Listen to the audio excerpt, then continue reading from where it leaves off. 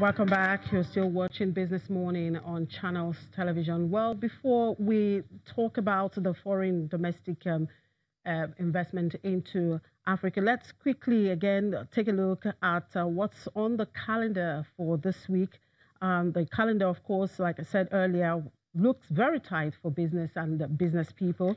But noteworthy is that today the NASDOTC Exchange will hold the Nigeria-Canada Investment Summit with the theme Fostering Strong Business Partnerships into the Future. That will be in Abuja on Tuesday, November 6th. Bonds, Loans and Sukuk Nigeria 2018 is scheduled to hold in Lagos. Now, this is Nigeria's only annual debt finance event covering development of both on and offshore markets. With an audience of over 300 government officials, corporates, banks, funds, and advisors.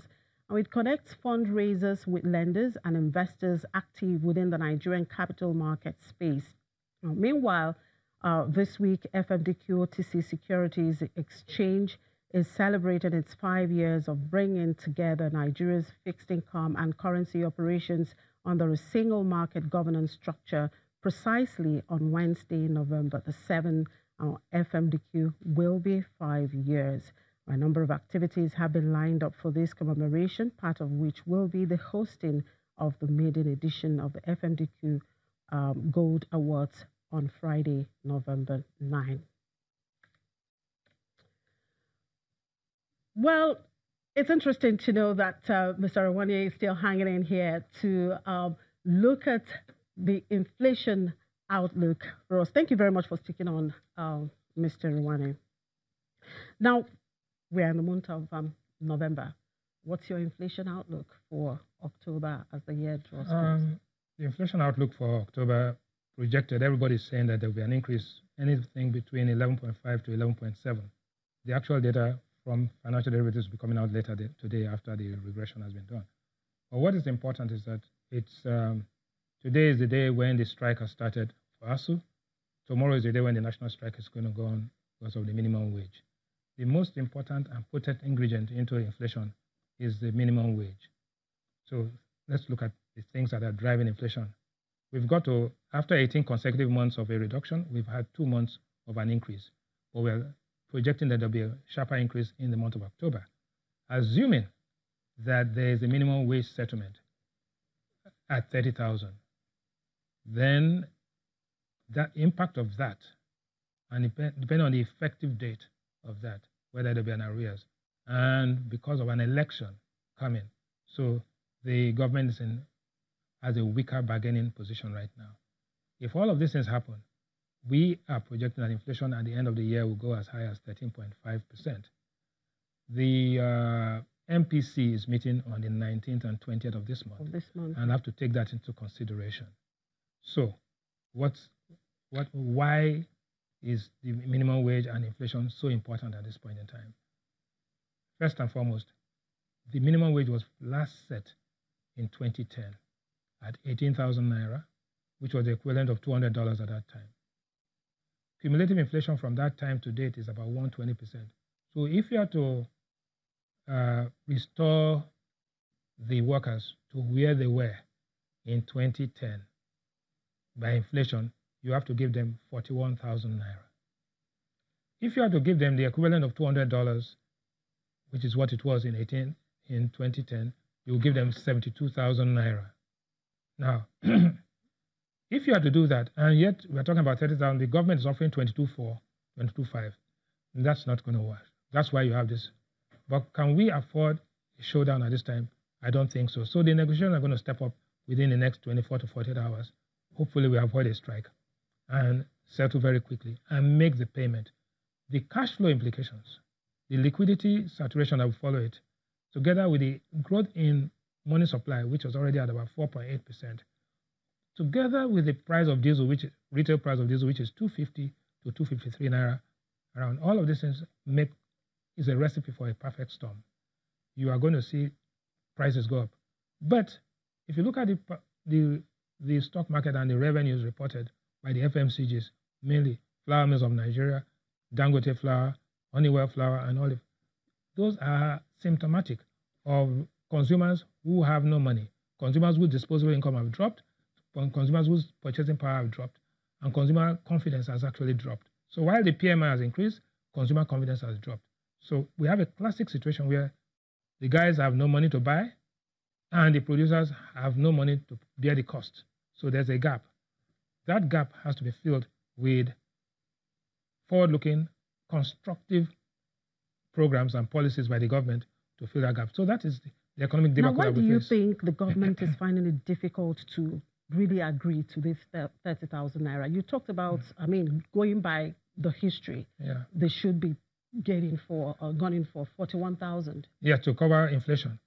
But that is on the assumption that Nigerian workers are productive. If you look at the productivity growth was minus 2% last year and minus 0.7% this year.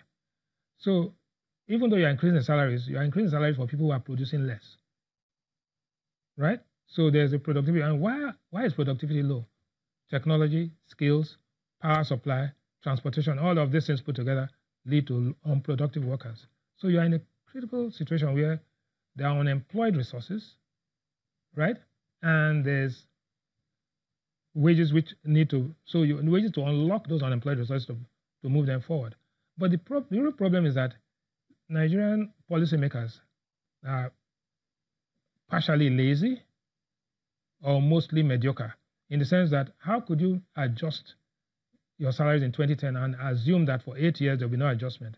What you could have done was to periodically adjust it every year, right? Rather than wait for it to become a crisis. What you now have is a crisis. You are damned if you do, you're damned if you don't. And the same thing, like what we did, we fixed the price of petroleum products at 87 naira, moved to 145. From that point on, no adjustment. So what you need is a flexible and adjustable mechanism which takes this into consideration, rather than wait for 10 years and say, okay, I'm offering you 4,000 or 18,000. Even the most unproductive worker will not accept 4,000 naira increase, because if you go to 22,000 naira, you can't even buy anything with that, right? So how do we resolve?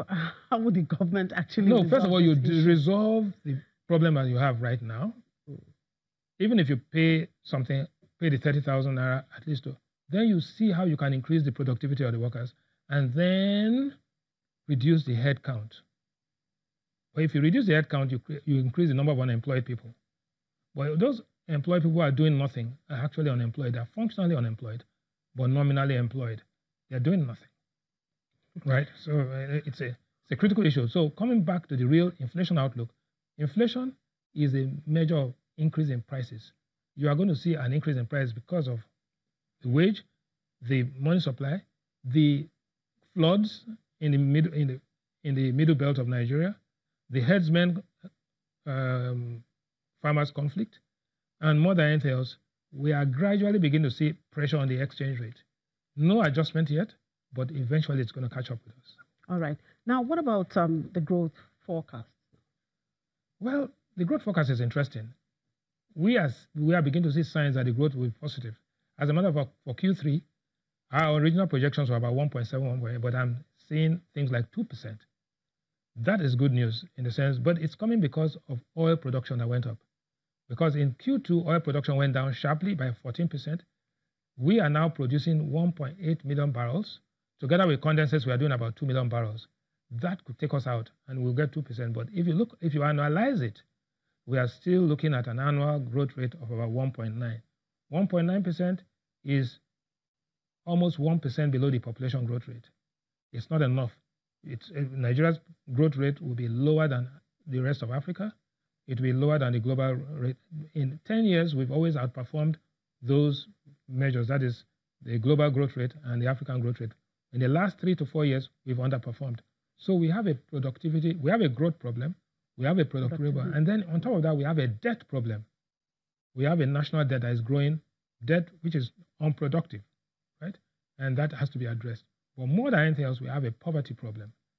And the poverty is not just, it is concentrated in certain fault line areas, which is leading to the confusion that you see. And I know you talk so much about the misery index. Yeah, the misery index, I'm coming to that because unemployment data was supposed to come out on the 5th, which is today actually, right? But it has been moved to the 26th. Yeah. And we've not released the unemployment data for over a year. The day the unemployment and underemployment data comes out, if it increases, which I think it will, and inflation increases, which means the misery index will increase. When the misery index increases in sub-Saharan Africa for 3 consecutive quarters, it is trouble for the government in power. Okay. Now, the MPC will be meeting later this month. Now, 19th and 20th. Exactly. Looking at all of these, the inflation, the minimum wage, the unemployment data, what direction do you think the committee will take? That's a big mistake we have to make. The Monetary Policy Committee is to deal with monetary policy. Monetary policy deals with short-term issues of price stability. It is not their responsibility to deal with growth. Growth is a fiscal policy issue. In other words, the level of investment in the country, the level of government spending, the level of infrastructure investment.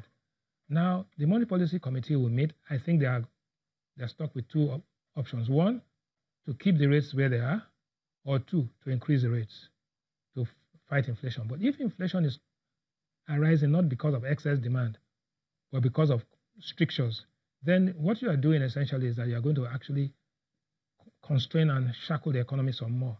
So they have their work cut out for them. I think that the likelihood is that they could keep rates where they are while they move the OMO rates to reflect what they want to in terms of bringing price level down. I think basically that's it. It's a no-win situation for the central bank on the 19th and 20th. But you know what we say, we wish them luck. All right. Thank you very much. Thank you for your time, Mr. Rewane. Thank you. Mr. Bismarck Rewane, CEO of Financial Derivatives Company. We'll be back in a moment. Just stay with us.